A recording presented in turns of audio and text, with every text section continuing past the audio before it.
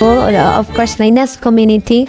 At nagbabalik po tayo para bigyan ng reaction video yung pag-video call natin kay Reyna. At yun nga guys, talagang digit po si Reyna po, normal na.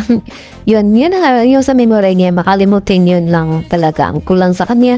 At sa pag-iisip kasi hindi ko na nakitaan siya na alam yung bakas ng nung nagkasakit siya, yun. Kasi talagang magaling na kausapin. Kasi habang kinakausap ko kasi siya, ina-observe ko yung mga facial expression niya, yung mga sagot niya. Tapos yung pagsasalita niya po hindi na bulol. Tapos yung nakakatuwa lang guys, kasi habang nag-uusap kami, panay lingon niya, panay saway niya po sa kapatid niya. Tawang-tawa ako doon sa video call namin. Anyways, kasama ko pala si Ma'am Ruin doon. Tatlo kami kasi busy at yung ibang kasamahan natin sa GC. Yun, nakausap namin si Reyna. Sinasaway niya yung kapatid niya. Sabi ko, Reyna, sino yung sinasaway mo? Sabi niya yung bata po, si Tutoy daw. Si Wellmark, yung punso din ng kapatid. Ayun. Sabi ko, bakit? Nung papasaway niya, opo, kasi nga, lumalabas at sa labas daw basa. Kasi hindi pa palagi umuulan doon. So, sinasaway niya na wag lumabas. Habang kausap kami, panaylis mo niya sa kapatid niya kasi po, siya naman talaga yung nakatuka dyan na siya yung nag-alaga sa kapatid niya. Yun, tuwang-tuwa nga si Mars Melanie dyan kasi malaki daw talaga yung tulong ni Reyna sa kanya. Pagdating daw sa bunso niyang anak. Dahil po hindi niya na kailangan na bantayan, alagaan pa kasi nandyan na po si Reyna at magagawa niya po yung iba niyang gawain niya. At hindi lang po dyan, naglilinis din sa Reyna ng bahay, nagugas ng plato, yun.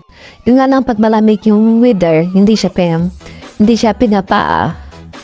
hugas ng plato kasi nga babawal sa kanya yung malamig yun.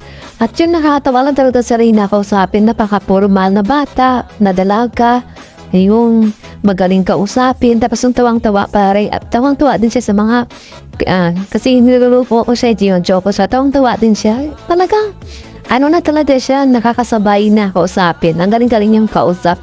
At basta nakakatawa talaga si Reyna kausapin guys sa ngayon.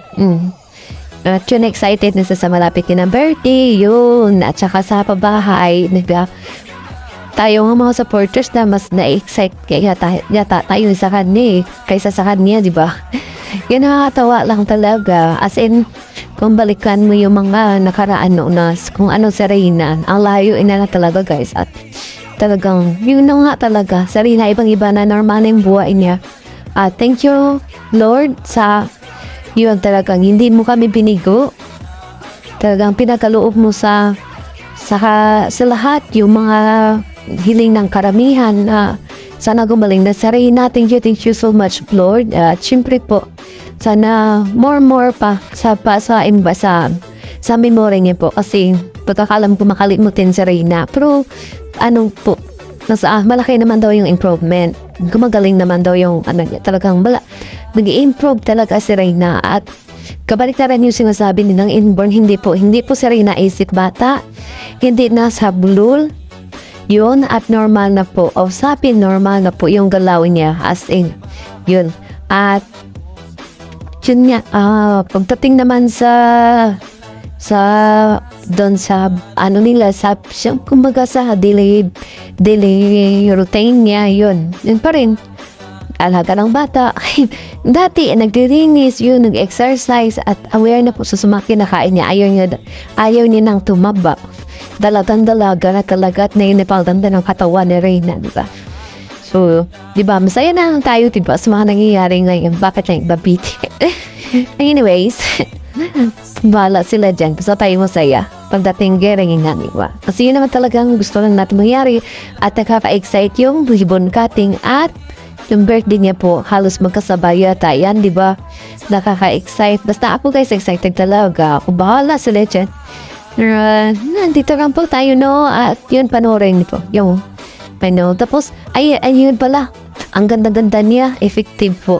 Secret, basta may secret yan. Napaka-effective, ang ganda na rin na ang puti niya. Sabi na ni Mars Melanie, kutis mayaman sa Reyna. Kasi ang ganda talaga ng balat. Ngayon, yun. Yun yan. Dito lang guys at dito lang po at maraming salamat po sa lahat ng mga sumusuporta kay Reyna, tulong sa kanya. Maraming salamat lalo na kay Tita 1M, ka Ma'am Candy, sa Halina Best Team Ever, Reyna's Community, Ma'am AG, sa mga individual sponsors natin yan. Maraming salamat po at syempre po sa mga talagang nagpupursige, diba? Para sa bata. Nakalimutan ko na. Basta maraming guys, siyempre sa Halina Best Team Ever, again, Reyna's Community, Ma'am Rowena, Ma'am LMG,